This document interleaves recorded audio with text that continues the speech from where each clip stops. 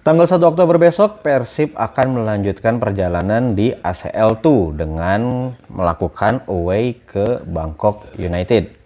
Pertandingan yang tidak akan berjalan mudah karena kita tahu sendiri Bangkok United di pertandingan pertama berhasil menang pada saat away ke Selangor dan skornya pun nggak main-main ya. 4-2 secara skor memang terlihat juga bahwa Bangkok United ini punya penyerangan yang cukup bagus, namun bisa jadi catatan juga bahwa mereka bisa kebobolan 2 gol. Apalagi di pertandingan pertama kemarin yang melawan Selangor itu, sebenarnya Selangor sendiri mendapatkan kartu merah di pertengahan babak pertama. Sehingga itu juga bisa jadi catatan nih dengan melawan tim yang bermain dengan 10 pemain. Bahkan ada momen di mana ketika posisi 3-1 pada saat kartu merah terjadi itu posisinya 3-1. Bangkok United juga kebobolan oleh Selangor yang bermain dengan 10 pemain. Sehingga itu bisa jadi hal yang kita pelajari sehingga apa yang perlu dilakukan oleh Persib untuk bisa mencoba meraih kemenangan atau meraih poin di pertandingan away di Bangkok United. Seperti apa yang bisa kita analisa dari permainannya Bangkok United? Kemarin sempat saya tonton nih pertandingannya melawan Selangor dan ada beberapa hal yang bisa kita bahas terkait permainan dari Bangkok United. Seperti apa? Kita analisa. Di atas kertas, formasi yang digunakan oleh Bangkok United adalah 4-2-3-1. Pada fase build up, mereka juga akan melakukan perubahan formasi, yaitu pertama, bek kanannya akan naik, Praisuan ini akan naik ke depan, lalu Nakamura mengisi posisi dari Praisuan. Kosovic sendiri tetap menjadi single pivot, sehingga formasinya akan menjadi 4-1-4-1. Lalu setelah bola berhasil diprogresikan ke depan, pada saat progresi pun ada beberapa opsi. Kosovic tidak hanya sendiri karena biasanya titipan maupun Kunori bisa meminta bola sebagai opsi progresif pas mereka. Setelah bola berhasil diprogresikan ke melewati pressing pertama dari lawan, maka struktur akan berubah menjadi 3-2-5. Nakamura akan masuk lagi kembali sebagai double pivot, lalu 3 back akan compact di tengah, dan di depan Praisuan mengisi wing space di kanan, Al-Haf di half space-nya, lalu di kiri ada Titipan dan juga Kunori yang terkadang juga mereka bergantian mengisi wing space maupun half space di sisi kiri. Al-Ghassani sendiri di depan sebagai striker tunggal, jadi sebagai target man ya. Jadi formasinya pada saat build up itu Bangkok United biasanya mulai dari 4-1-4-1 lalu akan berubah menjadi 3-2-5 pada saat bola berhasil diprogresikan. Oke, tadi kalau dari fase build up sudah terlihat seperti itu ya. Jadi dari formasi 4-1-4-1 dan yang menarik adalah si bek kanannya itu langsung maju ke depan nih gitu dan sisi kanannya diisi oleh Nakamura yang dari yang asalnya sebagai defensive midfielder. Tujuan si bek kanan ini langsung maju ke depan tentu saja jelas untuk overload di sisi kanan juga karena ya walaupun si Al-Hafnya itu yang right wingernya itu masuk ke dalam, tapi mereka bisa berkombinasi dalam menciptakan overload di sisi itu. Nah ini juga yang perlu diwaspadai karena salah satu senjata dari Bangkok United ini adalah si bek kanan ini gitu, yang nomor 36 ini namanya Praisuan ya kalau nggak salah. Itu dia memiliki crossing yang cukup bagus nih. Jadi dia juga kecenderungannya adalah memberikan early cross. Nah itu juga yang patut diwaspadai karena apa? Karena di pertandingan pertama Persib melawan Lion City Sailor itu pun kebobolan melalui skema early cross. Nah ini yang perlu diperhatikan karena si nomor 36 ini itu juga punya crossing yang cukup bagus dan si target man-nya pemain nomor 16 Al-Ghassani itu juga secara postur juga kuat di duel udara. Nah jadi senjata pertamanya si Bangkok United ini adalah early cross kalau dari sisi kanan. Kalau dari sisi kiri sebenarnya kecenderungannya lebih ke arah kombinasi antara pemain nomor 18 dan juga pemain nomor 17 yang dari Jepang itu dia lebih suka melakukan penetrasi ke half space sebenarnya. Nah ini juga yang patut diwaspadai sama Persib karena senjata keduanya itu kalau dari sayap seperti itu kecenderungannya dari kanan early cross salah satu senjatanya ya. Terus itu terlihat di gol keduanya Bangkok United itu umpan panjang dari lini tengah ke arah kanan. Nah di kanan itu udah ada 2 orang yang Al-Haf itu dan juga pemain nomor 36 right backnya ini. Nah hasil dari overload tadi itu yang memecah konsentrasi si lawan ya, itu pada akhirnya si nomor 36 ini kosong. Dia punya space yang banyak untuk melakukan crossing dengan leluasa, dan crossingnya akhirnya secara kualitas juga bagus, berhasil menemukan Al Ghassani, dan Al Ghassani melakukan sundulan yang tepat dan terjadilah gol kedua. Nah, ini patut diwaspadai nih. Jadi sisi kirinya Persib ini harus benar-benar waspada. Nggak cuma back kirinya, nanti si penyerang kirinya juga atau sayap kirinya juga harus disiplin nih dalam bertahan. Jangan sampai telat dalam membantu pertahanan. Nah, itu selain itu Bangkok United juga terkadang melakukan penyerangan melalui sisi central corridor, dan yang menarik dari sisi central corridor ini adalah bagaimana justru yang sering banyak turun adalah strikernya, target man-nya. Jadi untuk menarik back lawan itu dia biasa turun ke tengah. Nah, yang masuk ke dalam sebagai istilahnya counter movement-nya adalah si yang pemain di posisi wing space ini. Kalau di kanan itu Al-Haf, kalau di kiri itu pemain nomor 17 dan 18 nih bergantian. Nah, si nomor 18 menerima bola di tengah, dan terkadang dia melakukan umpan terobosan ke half space, baik itu ke sisi kanan atau sisi kiri. Nah, itu dua sayap ini udah siap lari ke area kosongnya. Itu terjadi di gol pertamanya Bangkok United, gimana si Al Ghassani naik ke tengah itu sekaligus menarik backnya juga, sehingga ada ruang kosong di belakang lini pertahanan Bangkok United. Dia melakukan umpan terobosan, dapat pemain nomor 97 ya, Al-Haf itu yang sayap kirinya itu, dan terjadilah gol. Al-Haf sendiri berhasil menciptakan 2 gol. Skemanya kurang lebih sama dari sisi half space kiri pertahanan dari Selangor, dan itu juga patut diwaspadai. Selain itu ada juga momen di mana ketika Selangor mendapat kartu merah. Itu juga diawali dari bola yang langsung diarahkan ke Al Ghassani di sisi tengah. Itu juga Al Ghassani juga posisinya agak ke tengah nih, nggak terlalu di depan. Dia memenangi duel udara dan bolanya berhasil diarahkan ke pemain nomor 17 yang melakukan progressive run ke kotak penalti, dan dihentikan oleh bek Selangor sebagai orang terakhir, sekaligus itu kartu merah untuk Selangor. Nah, ini juga perlu jadi catatan nih. Si target man-nya ini tuh punya postur yang bagus, punya penempatan posisi yang bagus, punya istilahnya pintar juga gitu ya dalam mencari ruang.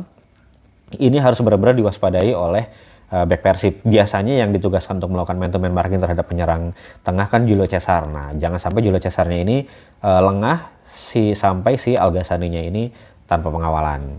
Nah, selain itu juga memang pergerakan dari pemain Bangkok United ini sangat fluid sekali ya. Terkadang 17 dan 18 bertukar posisi, lalu dalam posisi build up juga banyak yang turun ke belakang. Nah, ini juga harus hati-hati, apalagi kalau misalkan Persib nanti memilih menggunakan man-to-man marking. Seperti yang di pertandingan pertama melawan Lion City Sailor itu, yang terlihat jelas itu adalah Frans Putros diminta memarking pemain nomor 10. Pemain nomor 10-nya kemana itu Frans Putros biasanya ngikutin. Dia bergerak ke tengah, itu Frans Putros ngikutin. Nah, ini juga harus jadi catatan.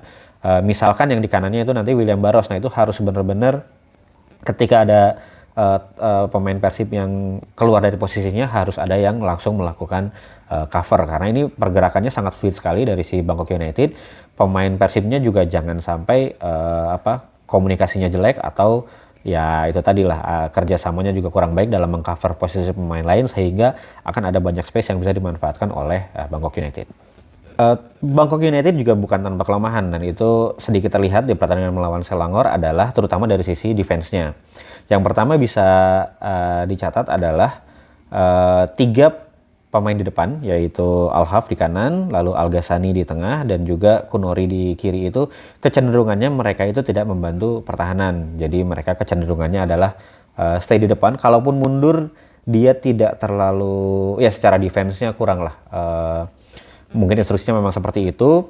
Keunggulannya memang mungkin ketika pada saat melakukan transisi menyerang, mereka bisa cepat tuh karena ada banyak pemain di belakang. Tapi kekurangannya ya secara pertahanan itu bisa dimanfaatkan oleh Persib. Berarti kan kurang tuh orangnya. Jadi secara pertahanan itu memang Bangkok United itu mengandalkan 4 pemain di belakang, dan juga dua pivotnya sebenarnya. Kalaupun ada bantuan ya satu dari pemain nomor 18 itu gitu. Tapi utamanya adalah 6 pemain di belakang itulah untuk defense-nya. Itu juga terlihat ada jarak yang sangat lebar antara 3 pemain di depan yang tadi dan sisa pemain di belakang. Nah, itu terlihat jelas lah bahwa si 3 pemain depan ini membantu pertahanan ini kurang. Nah, itu yang harus dimanfaatkan oleh Persib. Lalu yang kedua, karena memang Bangkok United itu karakternya menyerang ya, kalau terlihat ya dengan skema 3-2-5-nya itu ada di sisi kiri maupun kanan, utamanya kiri lah. Karena kalau kanan itu kan si Nakamuranya masih suka cover di sana ya. Nah, di sisi kiri itu terlihat banyak space kosong yang bisa dimanfaatkan oleh Persib. Nah, di pertandingan Selangor kemarin, 2 golnya Selangor juga dari sisi itu gitu, sisi kiri pertahanan dari Bangkok United. Jadi ada apa ya istilahnya umpan terobosan ke arah sisi itu yang bisa dimanfaatkan oleh Selangor untuk selanjutnya memberikan cutback atau crossing ke kotak penalti yang akhirnya diselesaikan. Nah, itu juga bisa jadi catatannya Persib nih, sisi kirinya Bangkok United perlu menjadi sasaran lah gitu. Itu lalu yang ketiga adalah itu kalau dari sisi di pinggirnya ya, itu ada space kosong di situ. Nah, di sisi tengahnya sendiri sebenarnya bisa juga ada celah juga yang bisa dimanfaatkan. Itu dari mana adalah bisa kita lihat ya bahwa yang namanya Nakamura pemain nomor 14 ini itu kan sangat mobile ya. Jadi ya dia itu mungkin tipikal gelandang pekerja keras khas Asia Timur lah ya. Dia di mana-mana paru-parunya 3 bahasanya gitu ya. Jadi secara stamina, secara mobilitasnya itu sangat tinggi. Nah, tapi di satu sisi itu juga bisa menjadi bumerang bagi Nakamura atau Bangkok United itu sendiri. Karena ketika dia melakukan pressing, ketika pada saat bolanya itu masih di defensive third ataupun middle third, itu Nakamura kadang kan melakukan pressing juga. Nah, ketika pressingnya itu gagal, itu terlihat di beberapa momen posisi yang ditinggalkan oleh Nakamura itu tidak di cover oleh pemain lain, sehingga bisa tuh masuk dari tengah. Itu jadi bagaimana caranya. Nah, Persib kan punya banyak pemain yang bisa memegang bola dengan baik ya, jadi bisa dilakukan juga pancingan untuk dipress oleh Nakamura, lalu dilakukan kombinasi passing untuk mengarah posisi yang ditinggalkan oleh Nakamura. Itu catatan dari sisi defense yang bisa dimanfaatkan oleh Persib. Jadi kesimpulannya Persib harus gimana nih untuk bisa memaksimalkan peluang untuk bisa mendapatkan poin di Bangkok. Tadi udah dilihat ya, jadi ada kelemahannya Bangkok United itu di sisi sayap di belakang wingback ya, itu space yang bisa dimanfaatkan. Gimana bola bisa sampai sana, gimana kombinasi pemain di sayapnya itu bisa bisa membuat satu pemain free gitu ya. Itu sebenarnya Persib pernah lakukan pada saat lawan Lion City Sailor, itu adalah ketika beberapa kali Frans Putros itu kosong tuh di sisi kebetulan pas ya di sisi kiri pertahanan lawan. Gimana ketika William Barros melakukan decoy run, dia masuk ke tengah, masuk ke half space, lalu Frans Putrosnya overlap, dan itu bola diagonal pasnya dari Lucho itu beberapa kali berhasil tuh sampai ke Putros. Nah, ini sekarang ditambah ada Tom Haye juga yang secara kualitas passing tidak kalah, bahkan mungkin lebih bagus dari Luciano atau Mark Locke ya. Jadi itu juga akan menarik, itu harus bisa dimanfaatkan tuh sisi-sisi kosong yang biasanya tidak terkawal oleh back-backnya Bangkok United. Tapi pada intinya utamanya yang harus dimenangkan adalah di lini tengah. Jadi ya tadi ya secara karakter Bangkok United juga sama, punya double pivot juga. Cuma pembagian perannya biasanya nomor 33 ini nomor 33 ini biasanya lebih menjaga posisi. Nah, yang ngacak-ngacak itu kan Nakamura, karena memang secara terlihat lah dia lebih powerful. Kalau di Indonesia itu mirip-mirip kayak Hirose ya. Jadi dia bisa ada di mana-mana. Dia juga secara tipenya breaker lah itu. Nah, Persib nggak ada tuh yang tipenya kayak gitu sekarang. Kan tipenya lebih Tom Haye, Luciano, Klok itu tidak ada yang tipenya breaker lah. Nah, jangan sampai kita kalah di situ. Dan yang bertindak sebagai playmaker kemungkinan besar Tom Haye ya, itu harus benar-benar bisa membaca situasi, kapan Persib harus main ke tengah, kapan harus main melalui sayap dengan umpan-umpan terukurnya gitu. Kalau mau main lewat tengah juga itu perlu peran serta dari gelandang-gelandang lainnya dan juga striker, karena ada kemungkinan besar juga lawan kan menganalisis Persib juga ya.